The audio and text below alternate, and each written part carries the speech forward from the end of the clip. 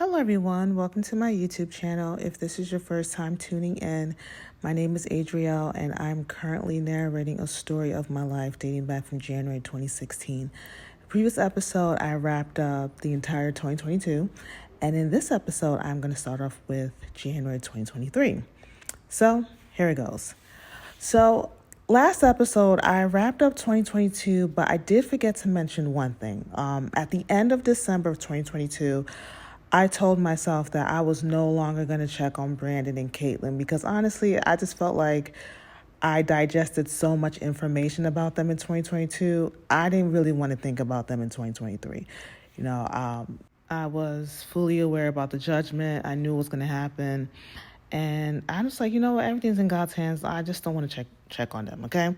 So that was what I was thinking to myself in December 2022, at the end of December of 2022. So now it's January 1st, okay? It's a new year, and at this time, I'm like, okay, this has to be the year that I leave the wilderness. I didn't leave the wilderness in 2019. I did not leave the wilderness in 2020. I didn't leave the wilderness in 2021. I didn't leave the wilderness in 2022. It has to be 2023. Like, I can't imagine God prolonging this process any longer, right? So January 2023, I'm like, okay, it's a new year. This is my year. I'm going to leave the wilderness. I'm going to get to the promised land. This has to be the year, right? So that was my mindset. I attended Sunday service online, and I noticed when I went to bed, y'all, I had a dream. Of Caitlin and Brandon. And let me talk about the dream briefly. In the dream, I was in Lagos, Nigeria. I was walking on the streets of Lagos, and I remember just looking up and I see a billboard, and on the billboard is Brandon and Caitlin. So that was a dream. So January 2nd, I wake up, I'm reflecting on the billboard dream, and I'm like, okay, you know what? I'm not checking on Brandon. Like, I'm not doing that this year. I'm not doing that. Okay. So January 2nd, I take a nap in the afternoon. I have another dream. In the dream, it's Brandon, Caitlin, and Lily. They took a family photo. So yeah, it was like a family photo. They took a family photo. It was a bunch of pictures that they took. BB was not in the picture. So it's Brandon, Caitlin, and Lily. So I wake up from the nap and I'm like, yo, this is the second day I'm having a dream about Brandon and Caitlin. I'm not checking on them. I'm not doing that this year. Like, I'm done. So at night I'm having devotion and I was almost wrapping up, right? My heart starts to beat faster. And this nudge to check on Brandon. I'm like, yo, I'm not doing that this year. Like, ugh.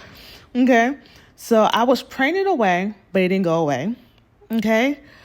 So I was like, okay, I have to give in because this nudge is like really bothering me.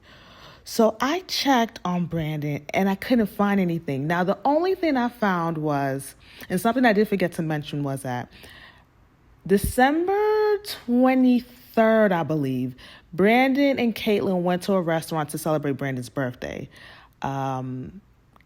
That was posted on Instagram. I can't remember when she posted. I think she posted it in December. But I saw that Brandon had responded to the post and he left a comment, put in heart emojis or whatever. That was that. So I was like, okay, that's the only thing I'm seeing. Like, I don't know why the Lord wants me to check on Brandon. Like, I'm not doing that this year. So at this point, I'm like, okay, for me to get that nudge and to check, there has to be something on the internet that I have to see. So I'm checking. And I don't know why I decided to search on Caitlin's father. So I searched on Caitlin's father, and an article of his arrest popped up. Now, I don't know if I mentioned this. I probably forgot to, but back in December when I was finding out so much information about Stephanie and Caitlin and all that stuff, I was able to find information about Caitlin's father. He had gotten arrested June 16, 2022. Now, I remember seeing what the arrest was about, but I didn't understand it, okay? So because I didn't understand it, I really didn't pay much attention to it. And at the same time, when I was doing research, my focus was more centered around Caitlin, Brandon, and also Stephanie. So this day, it's January 3rd, right? I see the article of the arrest. So I click on it.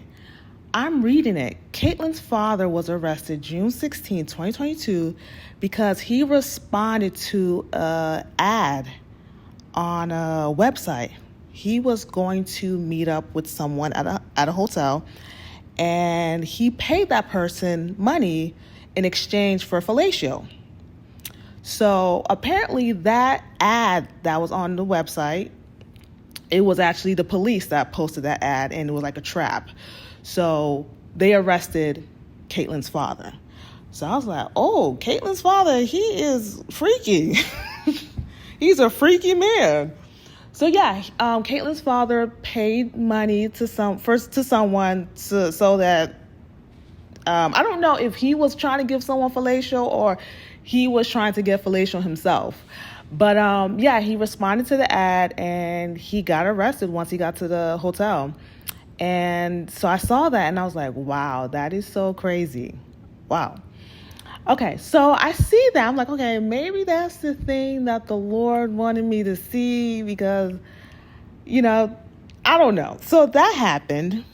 So it's after midnight. I'm in bed and I'm just thinking about Brandon, the whole situation with him and Caitlin, Oklahoma, the judgment stuff and everything. I'm just thinking about that. And the thought came into my head that God was the one holding the judgment back. And I thought about Jesus Christ. I thought about all the times where the Pharisees tried to arrest Jesus, trap him, but the Bible will say it wasn't yet time. It wasn't yet the time for his arrest. Basically, I'm paraphrasing, right? It wasn't yet time. So in my head, I'm like, I honestly believe when it comes to this whole judgment thing, God is holding it back because it's not yet time. It's not the appointed time for the judgment to happen, so God is holding it back. But in my head, I'm like, okay, why are you holding it back for? No, honestly, for me, y'all, I was really nervous when it came to Brandon. Like, I worried about Brandon so much, now, mind you, I've never met Brandon, okay? I never met him, but I worried about him so much. I'm just like, I just hope that he gets a wake-up call and he leaves before the judgment ever happens, So I remember just worrying about him so much and just knowing that, okay, God is the one holding this judgment back. There's a reason, and I just need to accept that, okay? And also, too, let me add to this. When the Pharisees were trying to arrest Jesus and the Bible saying it wasn't yet time, the enemy was using the Pharisees to arrest Jesus. And eventually, it happened, right? Because it was the appointed time.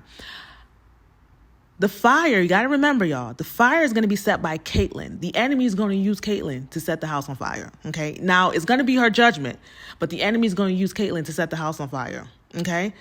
If that happened ahead of time, who knows what would have happened to Brandon, y'all? Because the goal at the end of the day is for Brandon to be safe and sound and to come into Christ, okay? So the enemy is trying to use tactics to get Brandon to be, 6 feet under, but God is holding it back. God is holding it back, okay?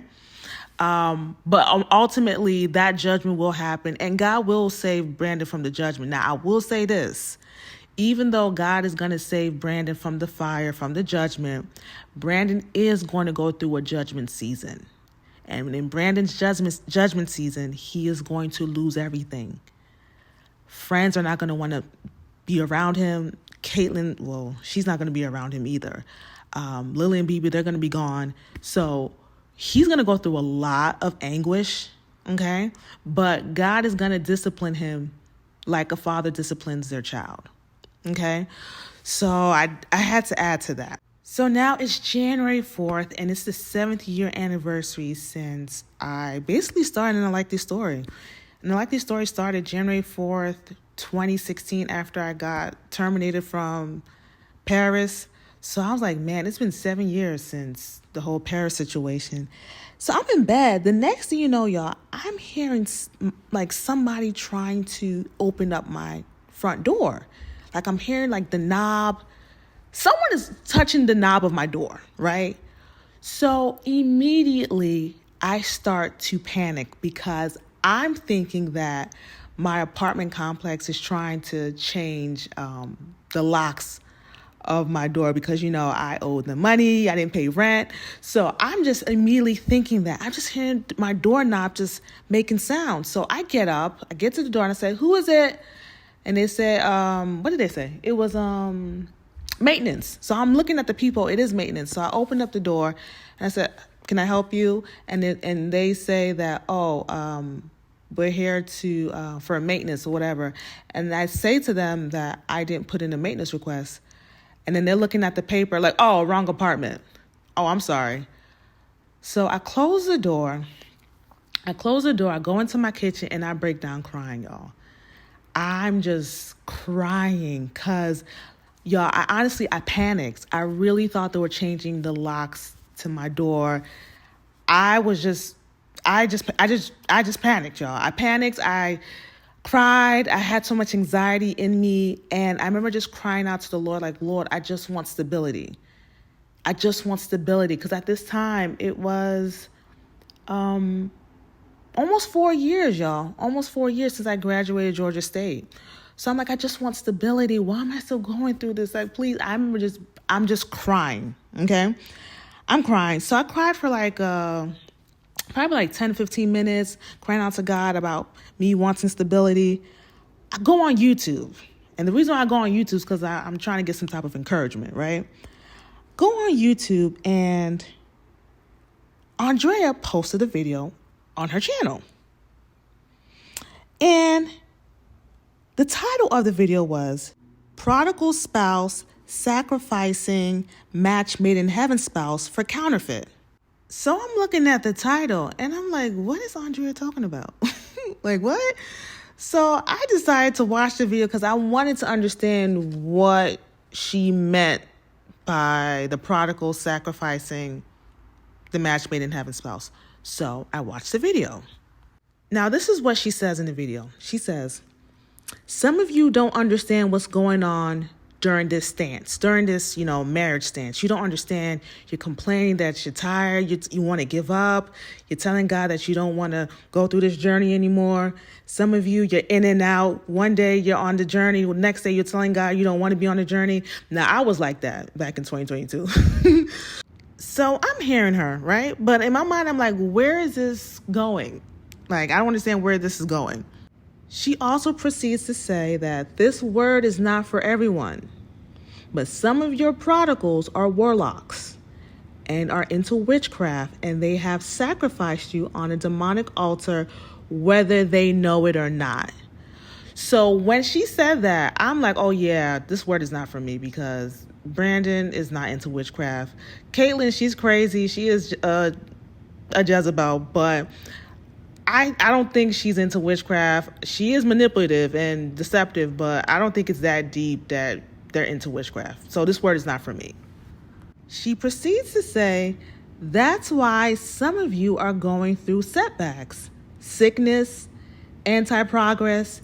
Your finances are dry. It's because of the witchcraft that your prodigal did and is sending attacks, curses, and spirits your way. Y'all, immediately she got to the part where she said, your finances are dry. That's when the light bulb had went up. That's when I started to think like, wait, hold up. Is this word for me? So she was saying that all of that was happening because your prodigal spouse sacrificed you on a demonic altar for the counterfeit. So what your prodigal did was a destiny transfer. Your prodigal transferred your destiny for the counterfeit.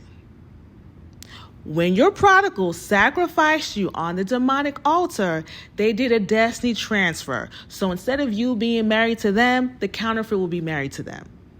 They did that.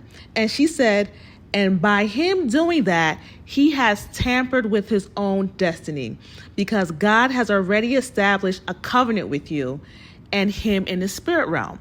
You guys are already one in the spirit realm. Now, I already know that. I already know that Brandon and I are one spiritually. And I remember she had a video back in 2022 where she said that because you guys are one, you can feel your spouse's emotions. Like, you can feel his emotion, he can feel your emotions too, because you guys are one in the spirit. Now, when she first said that, I'm like, what? No, it's true. Because, y'all, there were times I would feel things and I'm like, where is this coming from? I was feeling his emotions, right? Now, I was fully aware that Brandon and I were already one in the spirit realm. I already knew that already, but I didn't know that you could feel the other person's emotions. I didn't know that. But yeah, that is true. So she said that, yeah, by him transferring your destiny, he basically transferred his destiny. That's when I started thinking, like, oh my goodness. Because why is Brandon having issues with fitness? Why can't he get clients? Why has Brandon's trajectory gone in a different space? Like, Brandon's trajectory, it seemed as if he went from, I don't even know. All I know is that things change, y'all. And it changed not in a good way for Brandon. Okay? So I'm hearing what Andrea is saying, that, yeah, your prodigal, he transferred your destiny. He transferred your destiny. This is why you're going through all that you're going through.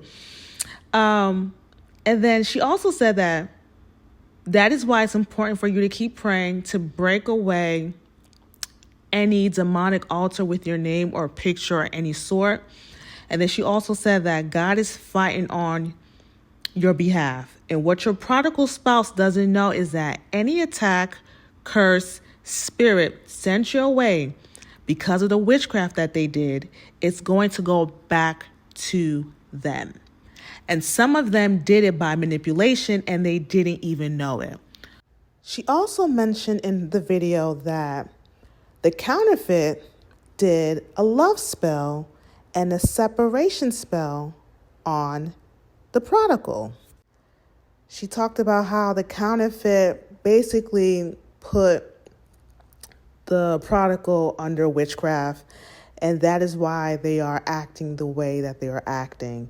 And like, the counterfeit was the one that manipulated the prodigal into doing the destiny transfer, and how basically the counterfeit is a witch, basically. And what else again? Yeah, that the counterfeit put the prodigal under a love spell and a separation spell so that two of y'all won't be together, and that the counterfeit wants whatever is attached to your marriage and to your prodigal and the blessings and all of that. So I remember just finishing up the video. Finished the video, I'm sitting on my couch and I'm like, no, there's no way that video is applicable to me. And then that was when I remembered what the Holy Spirit said to me back in June 2022. June 28th, 2022, the Holy Spirit said to me that what Brandon is about to go through is worse than anything that you've gone through in the last 3 years. Then I remembered the judgment. I was like, oh my goodness, this is why God is sending judgment to Brandon and Caitlin, because of the destiny transfer. Brandon and Caitlin were involved in witchcraft.